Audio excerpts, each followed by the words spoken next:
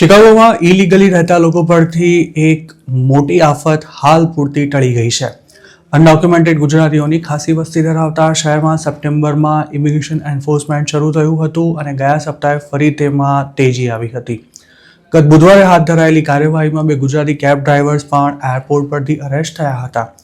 Trump administration શિકાગોમાં immigration એન્ફોર્સમેન્ટનો નવો round શરૂ કરવાની તૈયારીમાં છે.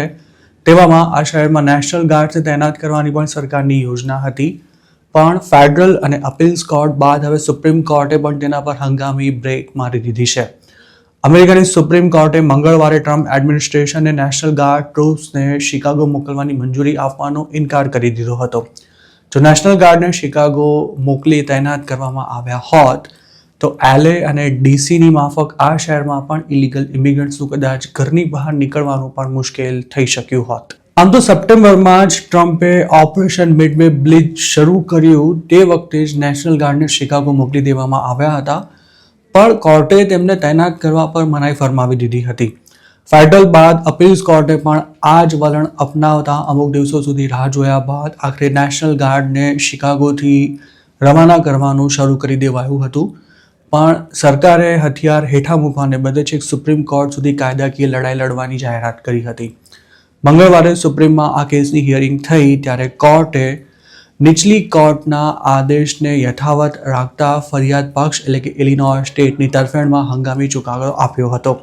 બચાવ પક્ષ તરફથી જસ્ટિસ ડિપાર્ટમેન્ટે એવી માંગ કરી હતી કે કેસમાં ફાઇનલ જજમેન્ટ ન આવે ત્યાં સુધી નેશનલ ગાર્ડને તૈનાત કરવા દેવાની મંજૂરી અપાય, પણ સુપ્રીમ કોર્ટ તેના માટે તૈયાર નહોતી થઈ. જો શિકાગોમાં નેશનલ ગાર્ડ તૈનાત કરવાની મંજૂરી મળી ગઈ હોત તો ઇમિગ્રેશન એન્ફોર્સમેન્ટને ખૂબ જ આકરું બનાવી શકાયું હોત.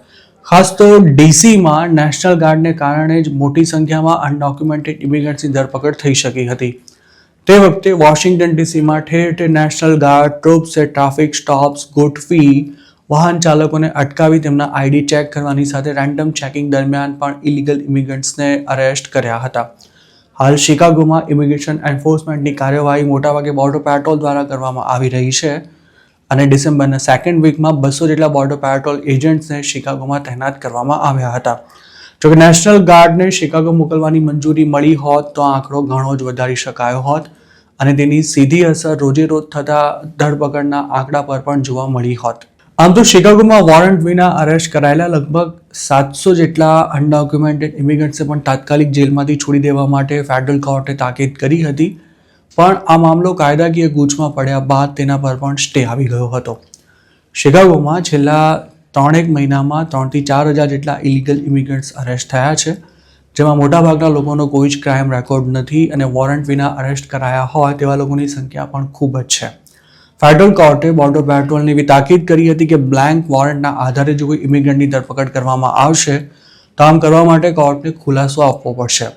આવા કેસમાં ફેડરલ એજન્ટ્સ રસ્તે ચાલતા લોકોની ધરપકડ કર્યા બાદ તેમના વોરંટ બનાવતા હતા અને લેવા દેવા વિનાના અરેસ્ટ થઈ ગયેલા લોકોને ઘણો લાંબો સમય જેલમાં રહેવું પડતું હતું.